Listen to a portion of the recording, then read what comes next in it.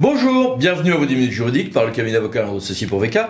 On va parler des fraudes horribles dans quelques secondes, mais tout de suite, les brefs de la semaine avec la publication, c'était très attendu, des livres 1 et 2 de la partie réglementaire du Code général de la fonction publique et la confirmation, mais il y a des précisions supplémentaires sur le fait que l'administration peut interrompre le versement du traitement d'un agent public qui ne peut exercer ses fonctions en raison d'un contrôle judiciaire. En matière de stationnement, grosse actualité, avec la sortie enfin du décret sur les ombrières obligatoires, sauf dans certains cas, dans les grands parcs de stationnement. Le fait que pour les infrastructures de recharge des véhicules électriques dans les immeubles collectifs d'habitation, l'avantage donné à Enedis n'est pas une aide d'État, nous dit le Conseil d'État, bien gentil sur le coup. Et puis surtout, une décision importante du Conseil d'État du 18 novembre sur les FPS avec géolocalisation. Vous savez que pour identifier les forfaits, stationnement avec géolocalisation, on a des voitures qui, à Paris ou ailleurs, se promènent et identifient et donnent des PV automatiquement désormais. Bah oui, mais ça peut pas être si automatique que ça. Il y a toute une série de conditions à remplir pour que ça soit légal, nous dit le Conseil d'État. En matière d'urbanisme, grosse actualité au journal officiel du 20 novembre, puisqu'il y a eu à la fois la loi sur la pratique des locations des meublés de courte durée, on en avait parlé ensemble, et un décret sur différentes dispositions sur les autorisations d'urbanisme.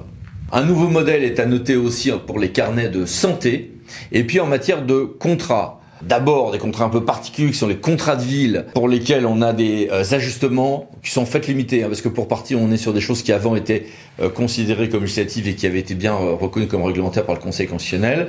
Mais on a donc 2 décrets à noter et puis en contrat plus classique, le Conseil d'État nous a précisé que l'assurance dommage-ouvrage couvre aussi les désordres de gravité décennale qui ont été donnés lui à réserve lors de la réception, qui sont apparus pendant le délai de garantie de parfait achèvement, lorsque le constructeur engage sa responsabilité contractuelle. Le TEA de Rouen a rendu une décision amusante sur le fait que oui, on peut devenir chèvre, avoir les dégâts des caprins, mais c'est pas une raison pour faire du maire un bouc émissaire. Le maire, il fait ce qu'il peut, il a des pouvoirs relativement limités, donc s'il exerce raisonnablement, sa responsabilité ne sera pas engagée. 2 décisions importantes de la Cour des comptes dans le nouveau régime de responsabilité gestionnaire publique, qui est en vigueur depuis 2023. 1. La gestion de fait qui a donné lieu à un réquisitoire avant 2023 peut bien donner lieu à une procédure devant la Cour des comptes classique de gestion de fait, un jugement de gestion de fait, débet, quitus et autres. Et puis une décision du 14 novembre intéressante sur le fait que l'on aura bien une infraction financière de constituer quand on va donner, en l'occurrence pour le départ d'une secrétaire de mairie, quand on va donner des indemnités injustifiées. Et donc responsabilité de la secrétaire générale de mairie qui avait manigancé tout ça, mais aussi du maire qui l'avait trop cru, au point même d'accepter de réquisitionner le comptable, ce qui était à tout le moins imprudent. Maire toujours, mais au stade de l'élection. Est-ce qu'on peut être maire, élu maire par le conseil municipal sans avoir été candidat ? On avait des décisions déjà qui nous l'avaient confirmé, une vieille décision de 1936, mais une autre beaucoup plus récente, et le Conseil d'État l'a confirmé, a surtout dit que ce n'était pas inconstitutionnel alors que ce point a été débattu, et que l'on peut, en séance du Conseil, tout de suite, si la personne qui vient d'être élue contre son gré, qui n'était pas candidate, si cette personne dit « Oh non, j'y vais pas, je démissionne », est-ce qu'on est obligé d'attendre que le préfet dise oui à cette démission ? Sur le papier, oui. Non, nous dit le Conseil d'État, c'est bon, la personne démissionne et on en lit tout de suite un autre. Ouf. Et puis les mini-brèves, il y en a beaucoup, n'hésitez pas à mettre sur pause. Que voici.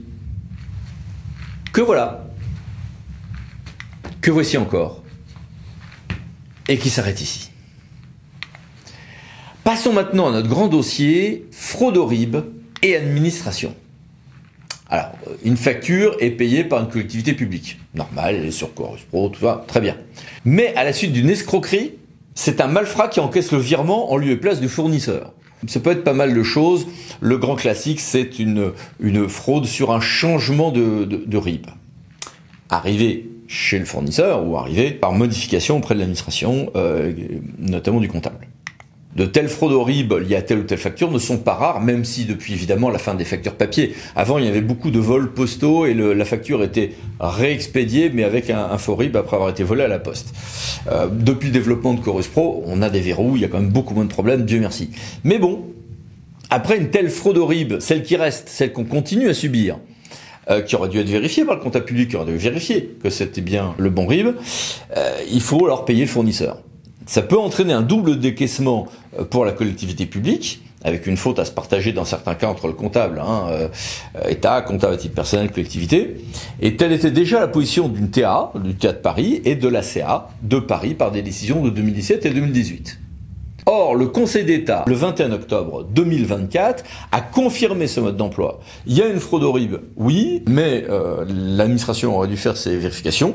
Et si elle a payé le fraudeur et non pas la personne à qui on devait verser une aide, une subvention, payer une facture ou autre, enfin à qui on devait faire un versement, eh bien, l'administration a l'obligation de payer une seconde fois donc cette facture, s'il s'agit d'une facture. S'il y a une faute de la part du fournisseur ou du bénéficiaire d'une aide ou autre, il pourrait y avoir une action récursoire, mais ça ne sera pas l'administration, nous dit le Conseil d'État, en tout cas dans le cas d'espèce, de faire la compensation entre les deux. Le juge, lui, par contre, pourra faire ce genre de compensation s'il est saisi.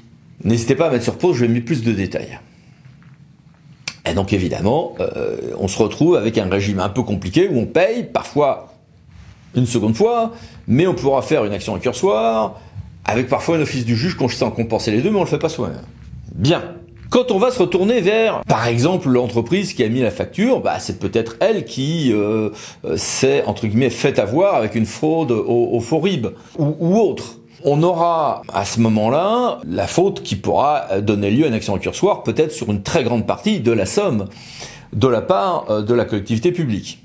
Oui, mais attention, parce qu'en même temps, la Cour de cassation, le 23 octobre 2024, a été, certes dans un cadre particulier de relations avec les banques, etc., très indulgente sur les fautes des gens qui se font avoir, notamment dans ce qu'on appelle le spoofing. Donc n'hésitez pas à mettre sur pause là aussi, je vous ai mis un certain nombre de détails.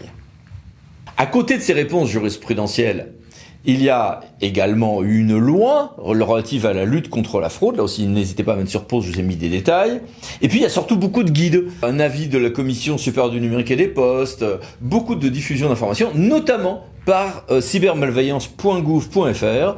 Et j'ai voulu leur demander un certain nombre de conseils opérationnels sur ces fraudes, notamment ces fraudes au RIB. Et donc, nous avons avec nous Monsieur Latour, que je remercie. Monsieur le directeur, bonjour. Bonjour. Première question, qu'est-ce qu'une fraude au faux RIB en matière notamment de commande publique? Alors la fraude au faux RIB, en fait, consiste pour un escroc à usurper l'identité d'un fournisseur ou d'un collaborateur pour demander un paiement sur un RIB jusqu'alors inconnu. Lorsqu'il s'agit d'un fournisseur, ça peut être pour régler une commande en attente, par exemple, où il va fournir donc un nouveau RIB. Et lorsqu'il s'agit d'un salarié, ça peut être par exemple un message qu'il va adresser demandant le virement de son salaire sur un nouveau compte. Dans les deux cas, cela fait souvent suite au piratage de la messagerie de la personne qui vous envoie ce message. Et quelles mesures de prudence recommandées ? En fait, la principale mesure à donner aux collaborateurs qui sont en charge de ces paiements ou de ces changements de RIB au sein de l'organisation, c'est de toujours vérifier directement auprès de l'émetteur de la demande dès lors qu'ils sont confrontés à un nouveau RIB sur lequel effectuer un paiement ou sur lequel effectuer le règlement du salaire. Et quelle politique de formation ou au moins de sensibilisation interne prévoir ? La sensibilisation est déterminante face à ce type de menace, puisqu'en fait, l'organisation en elle-même n'est pas directement attaquée. Ça va être effectivement de pouvoir expliquer régulièrement aux différents collaborateurs que ce genre d'escroquerie peut exister, et de leur rappeler les mesures de sécurité à prendre, comme nous l'avons évoqué, de toujours faire un contre-appel pour vérifier l'information qui est transmise avant d'effectuer le moindre paiement ou le moindre changement de RIB, et devront être plus particulièrement visés l'ensemble des agents qui peuvent effectuer ce genre d'opération, qu'il s'agisse des agents comptables, voire des agents des ressources humaines. Merci beaucoup, au revoir. Merci, au revoir. Et merci à vous. À bientôt pour une nouvelle vidéo, les 10 minutes juridiques, parlant de associés pour VK. Pensez à vous abonner, c'est par là. Merci, au revoir.